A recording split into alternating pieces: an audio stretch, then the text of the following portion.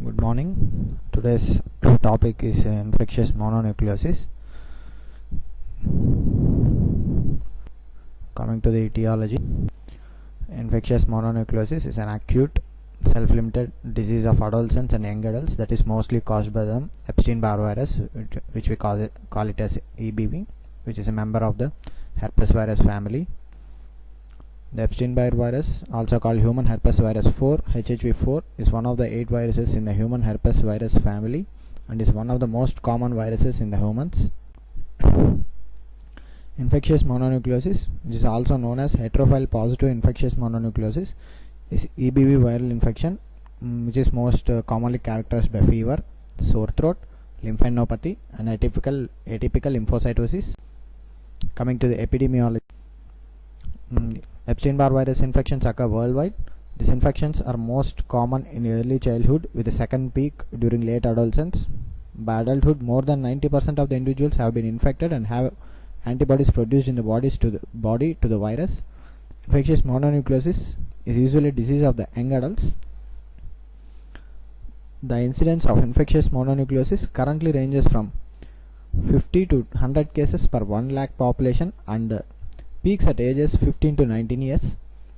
In developing countries, the most children acquire Epstein-Barr virus infection by the age of 4 years, and infectious mononucleosis is uncommon in the developing countries. In developed countries, infection with Epstein-Barr virus is often delayed until adulthood, and infectious mononucleosis is more prevalent. Primary EBV infection occurs late in life. Coming to the transmission, Epstein-Barr virus is predominantly spread by contact with oral secretions, which is most commonly spread by saliva. The virus is frequently transmitted from asymptomatic adults to infants and among young adults by transfer of saliva during kissing. So this Epstein-Barr virus is also infectious mononucleosis is also called as kissing disease. Epstein-Barr virus have been transmitted by blood transfusion and by bone marrow transplantation also. More than 90% of the asymptomatic seropositive individuals shed the virus in oropharyngeal secretions. Shedding is increased in immunocompromised patients and in those with infectious mononucleosis. Coming to the pathogenesis, Epstein-Barr virus can infect both B cells and epithelial cells. The virus infects the epithelium of the oropharynx and the salivary glands and is shed from these cells.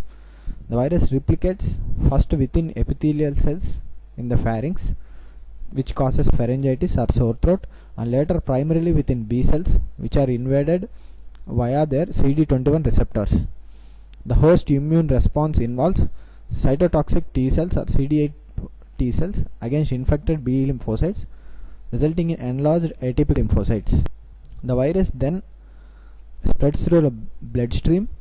The proliferation and the expansion of the Epstein-Barr virus infected B cells along with the reactive T cells during infectious mononucleosis result in enlargement of lymphoid tissue. Polyclonal activation of B cells lead to the production of antibodies to host cell and viral proteins and heterophile antibodies. EBV infection of epithelial cells results in viral replication and production of virions. Cellular immunity is more important than humoral immunity in controlling Epstein-Barr virus infection. In the initial phase of infection, suppressor T cells, natural killer cells, and non-specific cytotoxic T cells are important in controlling the proliferation of Epstein-Barr virus infected B cells. If T cell immunity is compromised, Epstein-Barr virus infected B cells may begin to proliferate, and it is a step towards neoplastic transformation. Coming to the clinical manifestations of Epstein-Barr virus infection. The incubation period for infectious mononucleosis in young adults ranges from about 4 to 6 weeks. In young children, this period may be much shorter also. Signs and symptoms of infectious mononucleosis may include commonly fatigue, sore throat, fever, swollen lymph nodes in the neck and armpits or axilla, swollen tonsils, headache, skin rash, splenomegaly. This is the diagram depicting the common symptoms seen in infectious mononucleosis. In central, it can manifest as fatigue, malaise, headache, There will be visual problems like photophobia, and there will be throat soreness, that is sore throat, and reddening of throat, and there will be swelling of the tonsils, and there will be swelling of the neck lymph nodes, the respiratory involvement through cough, and the systemic symptoms like chills, fever, aches or myalgias, and there will be spleen enlargement and abdominal pain. Coming to gastric, there will be nausea and loss of appetite. The nature of this disease depends on the patient's age and immune status. Most Epstein-Barr virus infections in infants and young children either are asymptomatic or present as mild pharyngitis with or without tonsillitis. Adolescents and adults develop typical infectious mononucleosis syndrome. Immunocompromised patients can develop lymphoproliferative disease also. Infectious mononucleosis in the elderly presents relatively often as non-specific symptoms including prolonged fever, fatigue, myalgia and malaise. In contrast, pharyngitis, lymphadenopathy, splenomegaly and atypical lymphocytes are relatively rare in elderly patients.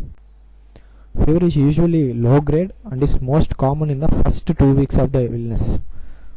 However, it may persist for greater than 1 month. Lymphadenopathy and pharyngitis are most prominent during the first 2 weeks of the illness, while splenomegaly is more prominent during the second and third weeks.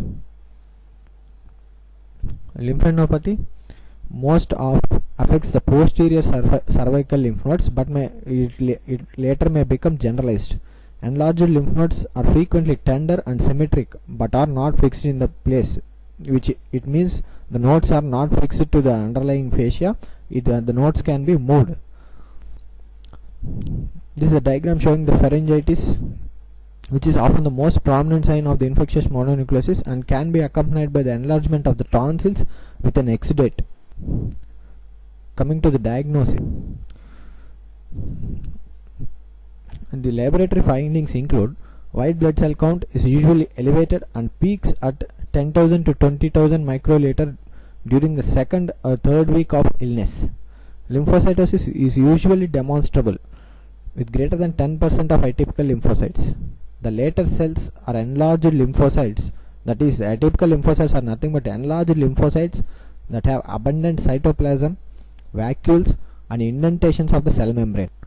This is the diagram showing the large one, which is a larger atypical lymphocytes, and this one is a normal lymphocyte. This one has abundant cytoplasm, where this has less cytoplasm. Coming to the other laboratory findings, CD8 cells predominate among the atypical lymphocytes. Low-grade neutropenia and thrombocytopenia are common during the first month of illness. Liver function is abnormal in greater than 90% of cases. Serum levels of aminotransferases and alkaline phosphatase are usually mildly elevated. The serum concentration of bilirubin is elevated in 40% of. Continuing the laboratory investigations, one of the most important tests is monospot test or heterophile antibody test.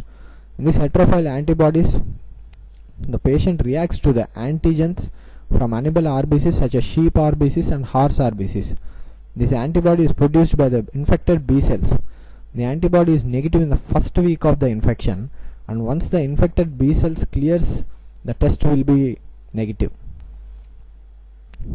The heterophile antibody test, or also called as mono test, is useful for the diagnosis of infectious mononucleosis in children and adults.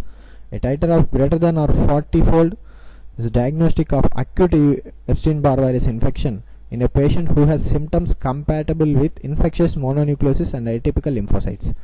Tests for heterophile antibodies are positive in 40% of patients with infectious mononucleosis during the first week of illness and in 80 to 90% during the third week.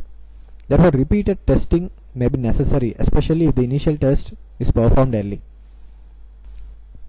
Tests usually remain positive for the first 3 months after the onset of illness, but heterophile antibodies can persist for up to 1 year.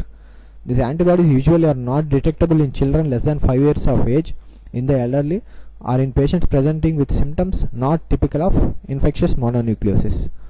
False positive monospot results are more common in persons with connective tissue disease, lymphomas, viral hepatitis, and malaria. Other causes of infectious mononucleosis are cytomegalovirus, HIV, human immunodeficiency virus, toxoplasmosis, HHV type 6, hepatitis, and rubella. CMV cytomegalovirus is the most common cause of heterophile negative infectious mononucleosis. Coming to the complications of infectious mononucleosis, most cases of infectious mononucleosis are self-limited. Deaths are very rare and most often are due to the complications of infectious mononucleosis. Epstein-Barr virus associated malignancies include nasopharyngeal carcinoma, Burkitt's lymphoma, Hodgkin's disease, but only certain subtypes, primary CNS lymphoma, lymphoproliferative disease in immunocompromised. Coming to the Epstein-Barr virus associated diseases other than infectious Epstein-Barr virus associated diseases other than infectious mononucleosis are oral hairy leukoplakia, chronic fatigue syndrome, Burkitt's lymphoma, anaplastic nasopharyngeal carcinoma, Hodgkin's disease, and many others.